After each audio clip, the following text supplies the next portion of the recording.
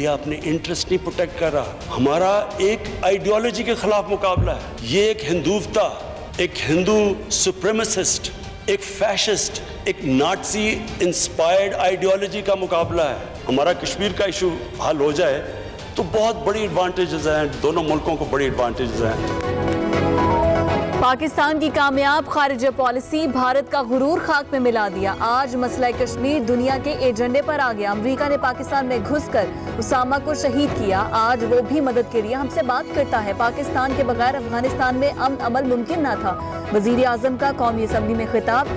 2021 से मुल्क में यकसा निज़ाम तालीम नाफिज करने का भी ऐलान। हम बिल्कुल मुख्तलिफ हैं बाकी मुल्कों से। हम वो थे ने सबसे पहले बात स्मार्ट लॉकडाउन की। हमारी तरफ एक हमने लोगों को कोरोना से बचाना है और दूसरी तरफ भूख से बचाना है। जो अगला फेज है स्पीकर साहब, ये मुश्किल फेज है। जो मुझे ये बताया जा रहा था कि जनाब ये तो सारा कुछ किया, ये जवाब हमारे से मांगे जा रहे, जवाब तो उनको देने चाहिए जो इस स्टेट पे पाकिस्तान छोड़ के गए थे। हुकूमत में कोई कंफ्यूजन नहीं। 13 मार्च से आज तक मेरे किसी बयान में तजाद नहीं था। हमने सबसे पहले स्मार्ट लॉकडाउन की बात की। आज दुनिया भी वही कर रही है। हमें लोगों को भूख और कोरोना से बचाना है। मुश्किल मरहला है, हिम्मत नहीं हारनी, एहतियात से बच सकते हैं। वजीर आजम ने कहा मुल्क को इस साल तक लाने वालों से जवाब मांगा जाए।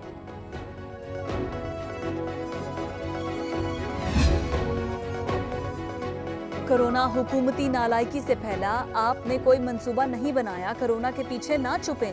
बिलावल भुट्टो की गरज बरस। वजीर आजम को मुनाजरे का चैलेंज। कहा आपकी खारिजा पॉलिसी कठपुतली और कमजोर तरीन है। बताएं भारत अक़वाम मुत्तहिदा का गैर मुस्तकिल रुकन कैसे बन गया? कश्मीरी किस हाल में है? जाए जाकर उनसे पूछें। मेरिटोक्रेसी की बात करते हैं तो जहांगीर तरीन आज लंदन क्यों बैठा हुआ है? वो यहाँ कैद क्यों नहीं है? ये फरमाइशी तकरीर थी और इसकी जबान भी फरमाइशी थी। मुशर्रफ भी डैडी था, अभी भी डैडी है। जब तक मासूफ कुर्सी में बैठे हुए हैं तबाही का साइकिल जो है वो रिवर्स नहीं होगा इस मुल्क में। ये तबाही की अलामत, मईशत की तबाही। इन्होंने उसामा बिन लादेन को आज शहीद डिक्लेयर कर दिया। वो बंदा इस सरजमीन के ऊपर दहशतगर्दी लेके आया। मेरिट की बात करने वाले बताएं जहांगीर तरीन बाहर क्यों बैठे हैं? ख्वाजा आसिफ ने भी वजीर आजम को चैलेंज दे दिया। इमरान खान की तकरीर फरमाइशी कहा मुशर्रफ पहले भी उनके डैडी थे, आज भी डैडी हैं। जब तक ये कुर्सी पर बैठे हैं तबाही तो आएगी। आधा मुल्क खते गुर्बत से नीचे है। वजीर आजम ने उसामा बिन लादेन को शहीद कह दिया, वो दहशतगर्द था। मौरख लिखेगा न्यूक्लियर पावर के पास वेंटिलेटर नहीं थे।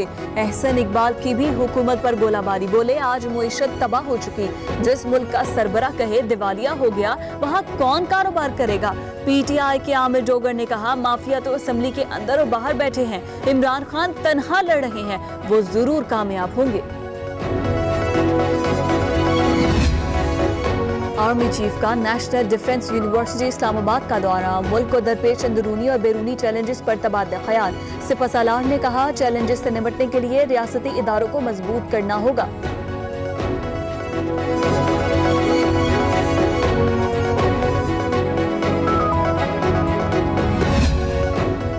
पाकिस्तान में दहशतगर्दों को महफूज पनाहगाहें नहीं मिलेंगी।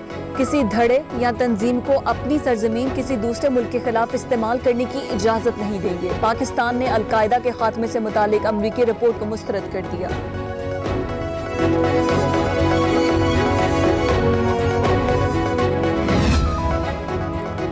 स्टेट बैंक ने शरह सूद में मजीद 1% कमी कर दी। शरह सूद 8 से 7% पर आ गई। मरकजी बैंक ने कोरोना वायरस के बाद 3 माह के दौरान शरह सूद में 5वीं बार कमी की।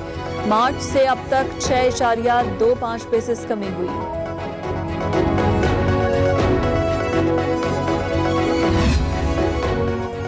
नाले साफ करने के पैसे नहीं हैं। सिंध 4 अरब की लग्जरी गाड़ियां कैसे खरीद सकता है? Supreme court Barham.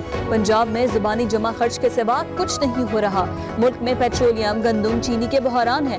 कोई बंदा नहीं जो इस बहरान को देखे। वजीर आजम कहते हैं एक सूबे का वजीर आला आमिर है, उसकी वजाहत क्या होगी? चीफ जस्टिस के रिमार्क्स। जहाज चलते फिरते मिसाइल लगते हैं, कुछ मालूम नहीं कि मुसाफिरों से भरे मिसाइल कब कहां फट जाएं। चीफ जस्टिस ऑफ पाकिस्तान ने पायलट्स की जाली लाइसेंस का नोटिस ले लिया। पायलट्स को जाली लाइसेंस देने वालों के खिलाफ क्या कार्रवाई हुई? डीजी सिविल एविएशन से 2 हफ्तों में जवाब तलब।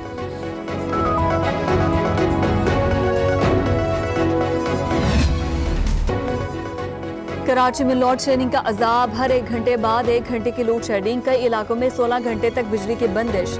शहरियों ने रात जाकर गुजार दी, दिन में भी चैन नहीं। ओवर बिलिंग की शिकायत भी बढ़ गई।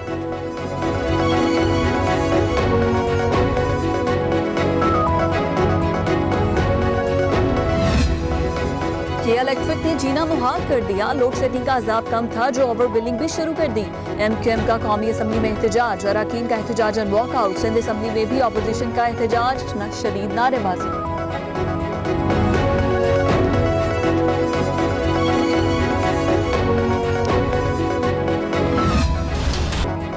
कराची में रेंजर्स और पुलिस की मुश्तरका कार्रवाई। MQM लंदन के 3 मुबैना दहशतगर्द गिरफ्तार। अहम मकामात के नक्शे बरामद। कोरंगी में सिलेंडर की दुकान में दस्ती बम हमले में भी मुलव्वस होने का शुबा।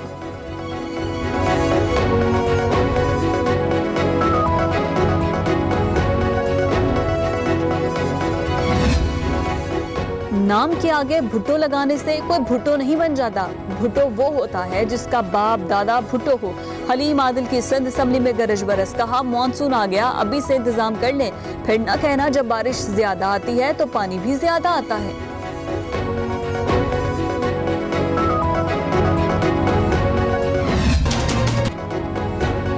कोरोना फिर बेकाबू, आज भी 148 जिंदगियां निकल गया। मुल्क में अमवात 3903 हो गई। 24 घंटों में 4044 केसेस रिपोर्ट। मुतासिरीन की तादाद 1,92,970 हो गई। पंजाब में 71,000, सिंध में 74,000 से ज्यादा केसेस रिपोर्ट। 81,307 लोग सेहतयाब हो चुके। वजीर रेलवे ने कोरोना को शिकस्त दे दी। टेस्ट मनफी आने पर खुश, अस्पताल से घर मुंतकिल। चाहने वालों के शुक्रगुजार। खैरियत दरियाफ्त करने पर वजीर आजम और आर्मी चीफ को भी थैंक यू बोला।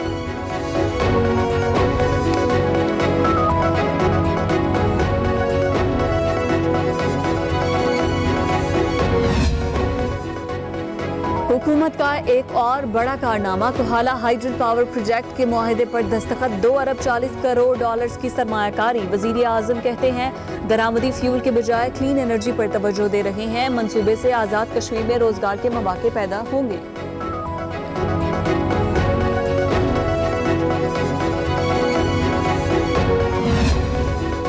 सियासत कमजोर दिल हजरात का खेल नहीं।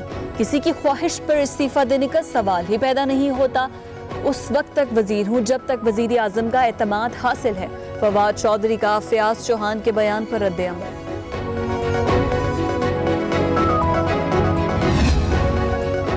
अदलिया के खिलाफ बयान। चीफ जस्टिस गुलजार अहमद ने आगा इफ्तिखारुद्दीन की तौहीन आमेज वीडियो का नोटिस ले लिया। चीफ जस्टिस की सरबराही में सुप्रीम कोर्ट का 2 रुकनी बेंच कल समाअत करेगा।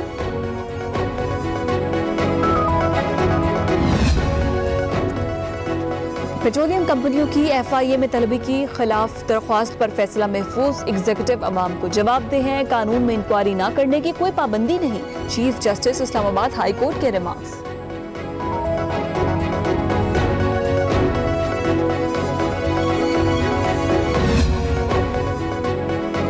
साबिक वजीर आजम राजा परवेज अशरफ साहूवाल रेंटल पावर केस में बरी। एहतसाब अदालत ने शौकत तरीन को भी बरी कर दिया। कौमी खजाने को कोई नुकसान ही नहीं पहुंचा। नैब इल्जाम साबित नहीं कर सका। पैरा गायब रेफरेंस का फैसला भी महफूज है। 29 जून को सुना दिया जाएगा।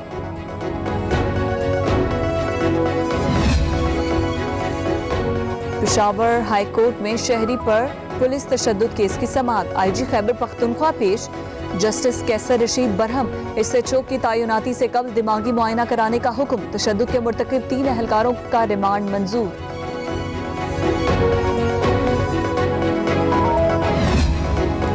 मिसाली पुलिस का इंसानियत सोज इकदाम। पेशावर के शहरियों का पा रहा है। सूबाई असम्बली के सामने एहतजाज। मुश्तइल अफराद का पुलिस पर पथराव। अहलकारों का जवाब में लाठीचार्ज। आंसू गैस के शेल बरसा दिए। एहतजाज के बायस खैबर रोड ट्रैफिक के लिए घंटों बंद रही।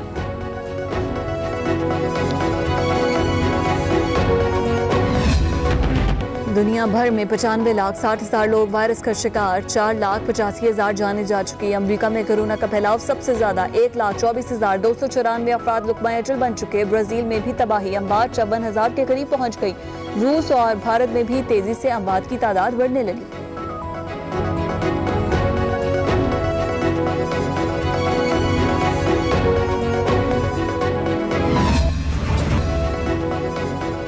भारत इंतहा पसंदों के कब्जे में, म्यूजिक कंपनीज भी यरगमाल। पाकिस्तानी गुलकार आतिफ असलम की मकबूलियत हजम न हुई, यूट्यूब से गाना हटवाने को कह दिया। बुग्ज भरे इकदाम पर भारतीय मद्दाह भी बरहम।